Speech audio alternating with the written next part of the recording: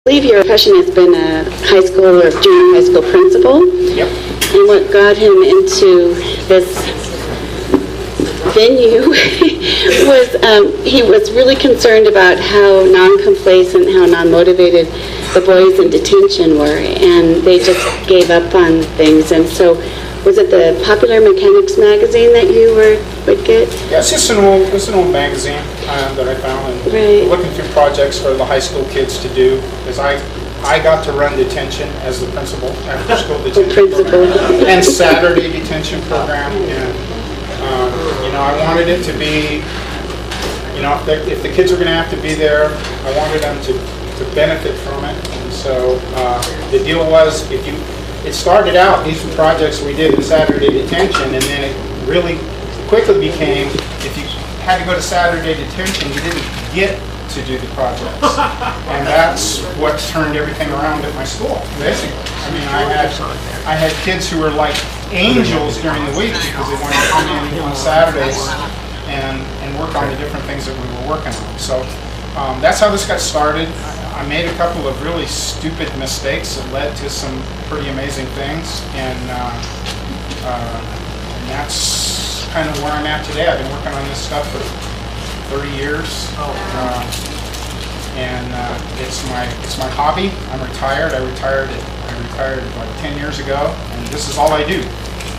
Except for the list my wife has on the wall. And nowadays, they have it on your phone, so you can't escape it. It's also on my phone, and it pops up every morning. Here are the things you have to get done today. I detest that, but that's technology. So, anyway, last time I was here, I shared some things, and I want to really quickly go over a couple. How many people in here are on solar? Anybody in this place on solar? What? Solar. Using solar power at your home. Okay. We are. Are you? Okay. Because one of the very first things I'm going to show you is a really simple way for not a whole lot of money, maybe $100, $200. You can double the output of your solar system, or make it last twice as long. Longer than that, really, but I only want to claim twice as long because people can live with that. Some of the things I say people can't live with, and so but anyway, to start with, I want to talk about electricity, specifically batteries. I've been working with batteries for a really long time, and it is my opinion, and it's only my opinion, but I'm going to show you a bunch of things that I hope will prove that my opinion is correct. Our understanding of how electricity works, especially in batteries, but electricity in general, is absolutely incorrect.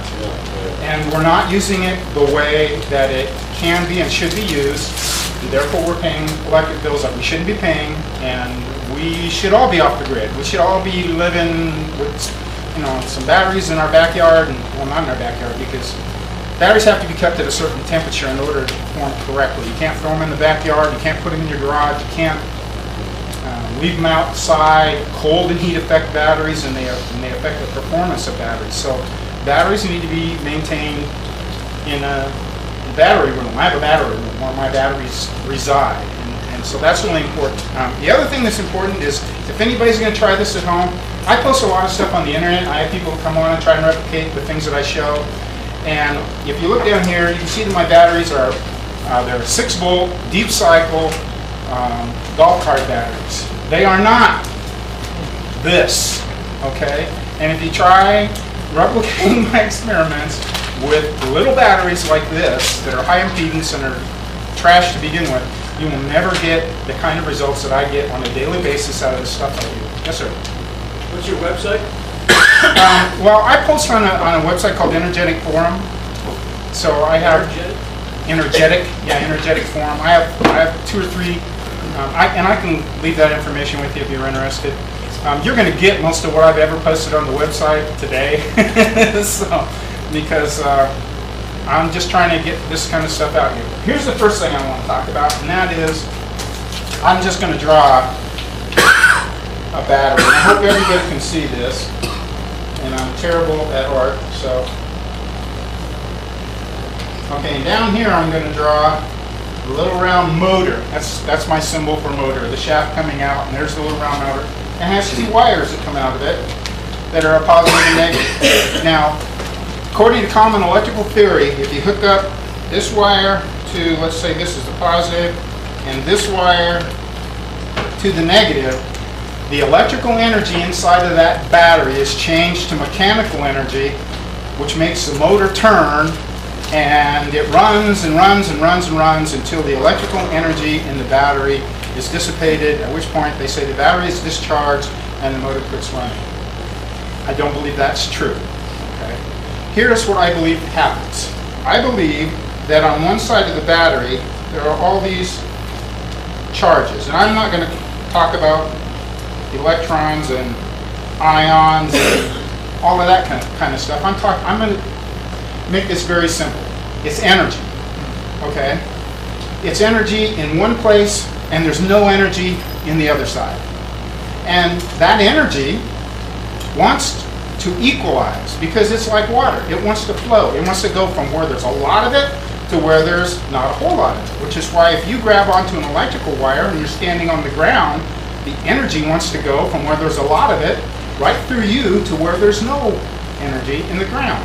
Okay, so if you hook up a motor like this, the energy from this side goes through the motor, and you have some losses in there because the motor has heat. So it heats up the wires in the motor, and there's friction in the bearings, and there's all kinds of things. And what happens is about half of this goes through, it equalizes over here to this side, and then your motor stops. Because what you've done is you've equalized the charge in that battery. Now, to get it back the way it was, you've got to pound it with a lot of energy from a battery charger or some other source to move that energy back to one side. It's as simple as that. It's that simple. Okay, now how do I know this? Okay, here's how I know. If you take two batteries, and this one is, say, minus, plus, and you connect them together. When you put two batteries in series like that, do you know what you have?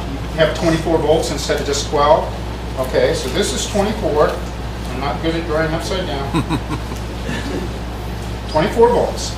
Now, if you go from the plus through your motor over to the plus of this battery, which is at 12 volts, and then connect the negative back over to here, that motor will run, connected between two positives.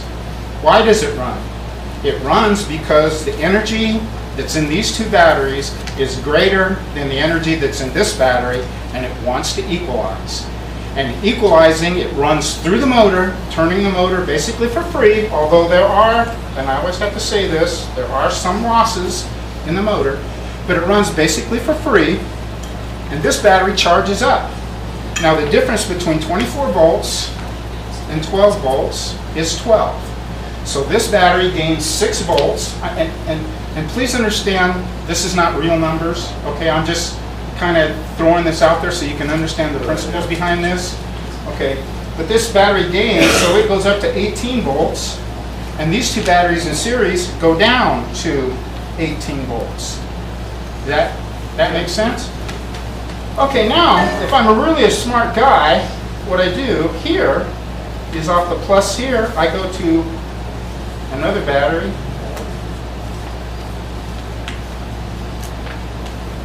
and now I've discharged these two batteries, and I've charged these two batteries. But now both of these batteries are at 18 volts. Okay, now if I put them over here, and I put them in series, like I did the first one, I've got 18, and 18 is 36. Whoop, see, I'm terrible. 36. And this one went down, these two went down to 18, right? So I have a difference between 36 over there and 18 over here. And once again, I've got downstream. I can continue to flip these batteries back and forth. You may have heard of this. Some of the old-time people working on this called it the Tesla switch. In the olden days, they called it a Tesla switch. If you do it with big batteries, if you do it with deep cell, deep cycle, golf cart batteries, it will work. And you can go back and forth about 10 to 12 times. Okay, so that means you took the energy that you got, and you didn't just use it once, you used it going back and forth 12 times. Okay, now let's talk about, that's a real simple principle. Let's talk about how it applies in the real world, okay? And specifically, I want to talk about how it applies to solar, because you got all kinds of cool stuff that goes on with solar that people don't understand. Can't wait to get rid of this board. Show you actual stuff instead of trying to draw everything out. Okay, solar. First, we've got the sun up here, okay? It puts out energy. It comes down to your solar panel that collects that energy. That goes through a solar box called the CC, or charge controller. Okay, and it takes the energy from the sun and puts it into a voltage that is not too hard for your batteries to accept. And from there, it goes over to your bank of batteries. And let's say you have like 4, 5, 6, 7, 8. Let's say you got 8 batteries. Okay, onto those batteries you hook an inverter. Is that right? And from that inverter you can connect your different appliances and all that kind of stuff. Okay, that's a basic solar system. And if you apply what I just showed you, the first thing you have to see is that this charge controller right here is putting out power. And where does that power go? Into your batteries. So if you were to take an inverter and insert it right there, you would run the inverter the entire time that the batteries are being charged. It costs you nothing to run that inverter. Everything going through that inverter is free, and it's just going over and charging up your batteries. So there's the first way. You've automatically doubled your output to your system by the fact that you ran your inverter, and your batteries don't even have to be charged. They can be dead. Okay, it can have been dark for 3 days and your batteries are dead. And you're going to run your inverter to charge them up, but you run your inverter on the output from your charge controller while it's charging up your batteries. So you have 2 inverters? You got to have 2 inverters. Or you got to have switching, electrical switching.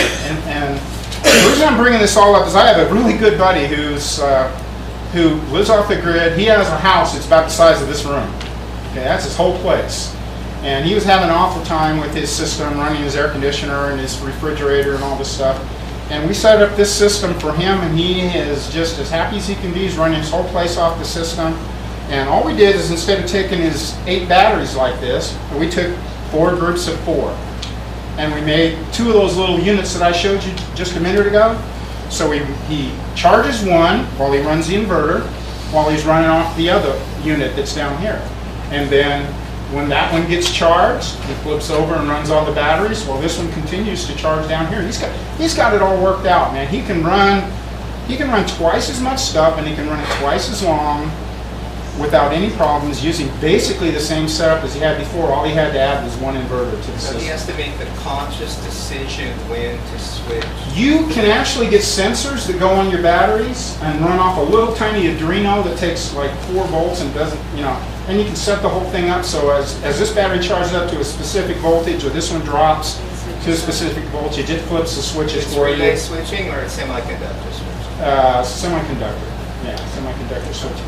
But it can, if anybody who's into electronics can figure out the switching. I am not great at that, I'll be honest with you. My friend Bob, whose house this is much better at than I am, and he's got all kinds of schematics for all this stuff he's done. But I taught him all this stuff, and he goes out, I tell him stuff. We talk every stinking day for probably 3-4 hours a day. And I'm telling him stuff to try, and he tries it, and he tells me stuff to try, and I try it. And we have quite a group. Okay, so the important thing to understand about all of this, not just the benefits for solar, but the benefit of just running a simple electric motor. Simple electric motor. You can recover between 80 and 97% of the electricity. If I run this motor, I can recover between 80 and 97% of the electricity that's used to run the motor by running it from one battery bank to another battery bank. Some of it gets used up, but if I'm using the right kind of batteries and the right system, I can recover most of my energy. Now, what does that do for me? If I can get a machine that's got a COP, and if you guys understand what that is, it's coefficiency of performance. If I can get a COP of around 3 or 4, and I can recover 80 to 97% of my energy, my COP goes up to about 22. So you don't have to have an incredibly efficient machine to get really dramatic outputs out of what you've got going. So, and you know, I get into a lot of discussions with electrical engineers about this stuff. My generator, not this one. This is one of my prototypes, and that's why I brought it, because I don't mind disclosing all this stuff on this one. The one I have right now, I just got back. I took it down last week to Quanta Labs, which is an independent testing service in Santa Clara. I have my machine tested for inputs and outputs, and to verify that everything I say about this stuff is the truth. They verified every single thing I say except for one thing, which was the voltage output of my machine. And the reason they could not verify that, or would not verify that, is because every time they hook it up to a different load, the voltage rose to meet the load. Wow. And so they hooked it up to a 12-volt battery, it put out 12 volts. They hooked it up to a 60-watt light bulb, it put out, you know, 60 watts. Or, I don't remember how many volts it was. They hooked it up to a group of 8 batteries in a row, it put out 257 volts. Open voltage, it puts out 257 volts at 2.4 watts per coil pair, and there are 6 coil pairs. So it puts out 3,400 watts open voltage. How much actually the machine puts out, I'm still working on it. Okay? But it puts out 3,400 watts open voltage, it runs on about 800. Okay? And it's not completely tuned yet. I know how to get more out of it than I got out of it. But I felt like, oh my gosh, I got it. It's good enough that I can go down there and I can get somebody to verify that what I'm saying is true, but they wouldn't do it. I have a question. Yeah. This closed system, is there any time that you use a ground, like a ground rod with anything like that? I haven't, and you know, I've done some experiments with ground rods on some other stuff that got a lot better results. I haven't with this. My efforts on this particular unit have been just to get an electric motor to run an electric generator and have it be worth it. Because up until now, it's not worth it. You will not go out on the market anywhere in the world and find somebody running an electric generator with an electric motor, because it takes more to power the motor than you get out of the generator. So they're not doing it. It's not feasible. So that was my goal, to make that a reality, make that happen. And so that's what I want to talk to you about next. Okay, so that was my next magical trick. Okay, this is a stock off-the-shelf motor.